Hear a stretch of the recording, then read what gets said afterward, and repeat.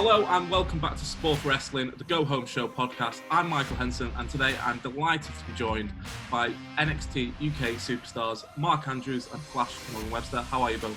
Good, thanks man. Thanks for having us on the show. Yeah, really excited. Thanks, man. And obviously tonight it is the big one. It's Thursday night and it is NXT UK is back. What are you most excited about the return? For me personally, I'm just excited for the world to see us kind of make a comeback, to be honest. I mean, I think NXT UK literally displays the best wrestling that you can get from Europe.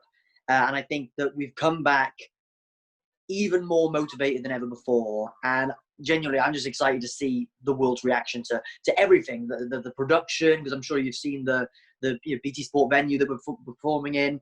The news of the Heritage Cup is absolutely huge. I'm excited for it all. I really am. It sounds kind of generic, but I'm genuinely excited for the world to see NXT UK back in action better than ever. And Flash, just picking up on Mark's point now about the facilities at BT Sport, I was lucky to go down in January when they launched the partnership. How have you found the facilities down there? I think it's absolutely fantastic. I think we've been very fortunate since the start of the brand that we've been a touring brand. So we've been able to go every corner of this country and kind of show them what we're about. But, there's something special about having a home base. I think that's why NXT in the States has done so well with Full Sail. And the guys and girls at BT Sports they've been brilliant. The facilities are top notch. And I know I speak for everybody there when we say we can't wait for this to become our home base, for this to become our version of Full Sail. And, to just show the world that we have top quality wrestling and top quality production. And how have you found it with no fans? Because obviously NXT UK is very, very popular over here, as with any show that comes over. How have you found it adjusting with no fans? To be honest with you, it's quite daunting to start off with. You kind of, as performers, especially wrestling, the third or fourth person in the match is the fans. They give you that energy, you feed off them. And, some of the best moments ever is when that crowd erupts. So it was quite daunting to start off with. But I'm not going to lie, can't really tell you what goes on. But being there with no fans, I kind of liked it. It really kind of drilled home that competition aspect and that true sporting aspect. I've really got into MMA over the last couple of months, especially during lockdown. And having it all like no fans and quite small and quite intimate, it's been quite lovely to watch. And I think that we capture that atmosphere just right. And Mark, coming to you, I've read in an interview that you've done elsewhere about Shawn Michaels producing it via like a Zoom connection, whatever it is. How have you found that aspect? Yeah, it's awesome. I mean, technology, right? How crazy is it that we can produce a wrestling show with Shawn Michaels and Triple H over the phone, essentially? You know what I mean? Over the internet. I think that's mind-blowing. But I'll be honest, it goes to show again that the kind of the level that BT Sport venue is at. I mean, you can see how it looks. It looks incredible. And the fact that now it's going to become our home base, it's like our equivalent of Full Sail. And quite frankly, I think it gives Full Sail a run for its money. I'm going to throw out that right now. I mean, Full Sail's an incredible space as well, but BT Sport one is mind-blowing. And the fact that we can have, guys like Shawn Michaels and Triple H on the other end, watching it as it's happening, giving us feedback as it's happening, it's amazing. I never thought that the UK wrestling scene would have something like this in NXT UK and in the BT Sport venue. The fact that we get to work now, under these circumstances is incredible. And I mean, I'm just going to keep saying how excited I am, to be honest, because it's like nothing I've ever seen before. It's nothing I've ever experienced in my 15 years of wrestling. So I'm just super excited for everybody to see what we've come up with. And Flash, picking up on something you mentioned with the Heritage Cup, you've obviously been revealed as one of the participants. But what is, without any spoilers, what makes British Round Rules so special? Well, I think the best way, I think we've been describing it this way for a while, is it's the old school meets the new school. It's the old British style meets the new modern wrestling. And I think it's so exciting, it's so different. You've got to think yourself, I've got 3 minutes and I've got to try to get this game plan in play over these 3 minutes. Sometimes that will go to plan, sometimes that won't. But after that, you've got a gap, you've got 20 seconds, you can rethink, you can go to your corner, you can kind of, adapt, right? Did that work? Did this work? And then approach it again. And on the flip side as well, me and Mark, we're real exciting wrestlers, we're real fast paced, we're quick movers. Once we start momentum building, that's where matches really become like our bread and butter. And there's nothing worse than, have that momentum building and running, and then the bell goes. And then you kind of got to put it on hold, and you've got to kind of figure out now, right, okay, do I continue with what I've been doing, or they now had that 20 seconds to anticipate it, and are you going to have to change what you're doing? So it really is that kind of modern style of wrestling mixed with the old school, and you just got to kind of think that this is going to open up the door of possibilities no end, and really kind of show what NXT UK is all about. Obviously, with the 20-second break, as you described, it's almost like introducing the American audience to the boxing-style UK match, so it combines them both quite well. Yeah, absolutely. And again, as I said, I got really into my MMA over the last couple of months, and kind of watching that and then hearing that this was getting announced was brilliant for me. And there's a lot of competitors here that have done this sort of rounds before, and there's people who haven't done them at all. So I think it's a total mix of trying to figure out, okay, if I've already done these before and now it's on TV, do I bring what I've learned before into this, or do I try to approach it completely different? And again, people who've never done it before, people who've never seen it before, are really going to have to try to get used to it. But again, I think it's really opening the door for a whole complete different style, and kind of making us completely different to what you see over in America. And Mark, coming to you, obviously this tag team, people might have only just found out about you in NXT UK, but your roots go back to 2011, I believe in one of the smaller promotions in Wales. What was your first sort of thought and reaction when you met Flash? How good was he back in the day? You know what? That's a great question. I mean, I must have been 14 years old when I first met Flash, I think. Flash must have been, what, 15, 16 maybe? 16, yeah. And yeah, I mean, I remember seeing him and Wild Boar, Mike Kitchman, and a few of their friends show up to our wrestling training class, and I was blown away. These guys were busting out stuff which I'd never seen before, and I was like, whoa, like these guys are, you know, crazy good, crazy athletic.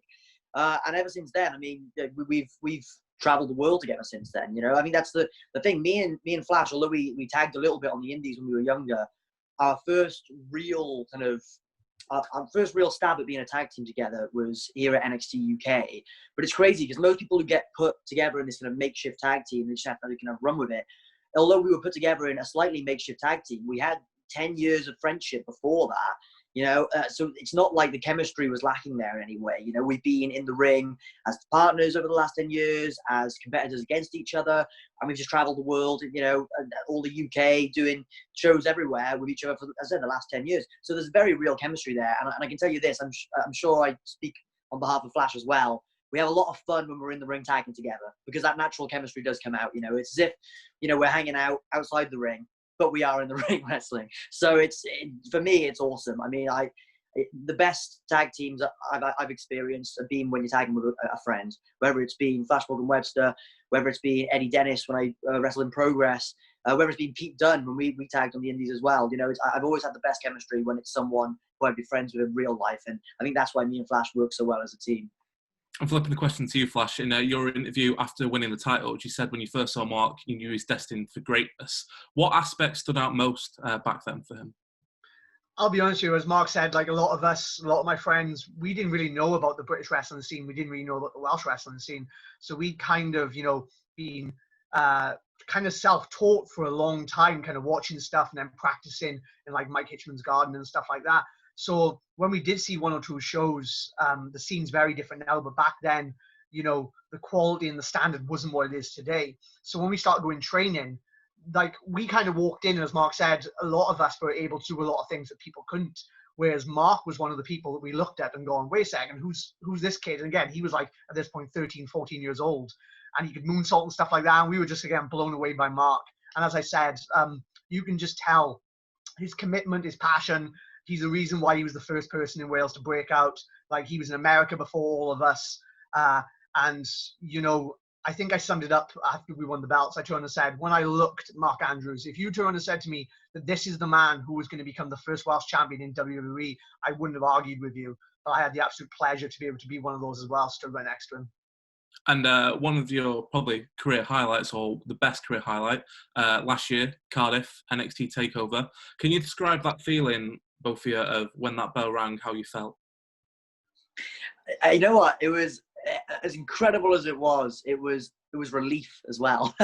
Because I can tell you that me and Flash, the week leading up to that event, we were both so nervous. You know, it flipped back and forth. I'd be nervous and he'd be calm, and he'd be nervous and I'd be calm, constantly ping-ponging back and forth.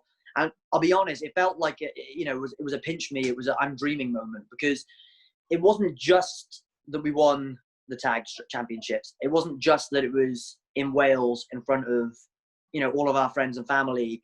On top of that, it was, we're the first Welsh champions in WWE history. On top of that, it was my band played the theme song for the event. Like, it felt like everything had been lined up. It was too good to be true. And we were convinced that something was going to go wrong, an injury or we would screw up or some way, we wouldn't capture the championships. And I feel like when it actually happened, it was this relief of, okay, we nailed it. It all went fine. But yeah, it was overwhelming, to be honest. And that feeling didn't die down for a good few days, because I felt like, being in front of our home country and so many of our friends and family were there, and people watching at home, the messages were flooding in afterwards. And still to this day, I get goosebumps thinking about it. And you Flash, obviously your celebration was very Eddie Guerrero after winning the title, jumping into the crowd. I think I said in an interview recently, like there's two aspects that kind of really drummed home me wanting to become a wrestler. And the first one was seeing Eddie Guerrero, as you said, win the championship, jumping in the crowd and celebrating. And that was the moment I went to myself, oh, I'd love to do this. This is something I'd love to do. And I expressed it to a few people in my hometown, and that's when I discovered Adrian Street. And Adrian Street then was like this guy who'd, was from the same town as I'm from. And he went off to America and he conquered the world. And then, so like to be able to go out and celebrate in the crowd with my hometown like Eddie Guerrero, but also to get backstage and see Adrian Street stood there, clapping and coming up to me and Mark. It's like, let's get a picture together. It really was a full circle moment. And picking up something Mark said there, what was the best message or in-person thing that was said to you after winning the belts? I'm sorry, Flash, I just jumped in there, but the first one that comes to mind was William Regal when we got backstage, and just kind of how happy and how proud he was of us. And then on top of that, you got Shawn Michaels and Triple H right there. And I mean, those are three guys right there who, childhood heroes, really. William Regal being like, in my eyes, the most successful and most famous British wrestler of all time in a lot of ways. And Triple H and Shawn Michaels just being every kid's favorite wrestler, to be honest. And seeing how proud those three were really drove it home for me and just made it all that more magical of a moment. Yeah. I think them two perfectly, and I think even me and Mark spoke afterwards, especially speaking to Regal. You could kind of it felt like he was very proud of the show and what we'd accomplished that day, and you could sense that. But I think Mark will testament to this. I'm not really an overly emotional person. I think Mark shows his emotion a little bit more than me and stuff like that. But when I came through the curtain and we saw the state the wild boar Mike Hitchman was in, again, I've known him since I was 11, 12 years old, and he had tears in his eyes. And I looked at him and went, you need to stay away from me, because if you start, then I'll start. And I walked away. But yeah, I think that coming backstage and seeing the likes of Eddie Dennis and seeing the likes of Wild Boar Mike Hitchman and seeing how happy they were that they were there that night and they got to witness it, I think, that means the absolute world to me. And final question now, moving into sort of the music question. Mark, excluding your own, and Flash, you can have any, what is the best theme song in WWE history? Oh, excluding mine? Who knows? That'll be number one. I mean, a song that I always play on piano and annoy my girlfriend with is Shawn Michaels' entrance music, because, I mean, what a masterpiece, But I'm going to go out there and say Christian's old theme by Story of the Year is an absolute classified banger right there. I think, if I'm honest, I think there is not an entrance music in the world of professional wrestling that doesn't make your hair stand up on edge than when you hear the glass shatter and Stone Cold Steve Austin's music goes off. For me, that is it. The moment it happens, to quote JR, business has just picked up, and I think that's exactly how I feel whenever I hear that music. Which version, though? The Disturbed version, the original? Yeah. The one that he says was written based on Rage Against the Machine. Definitely that one. Yeah.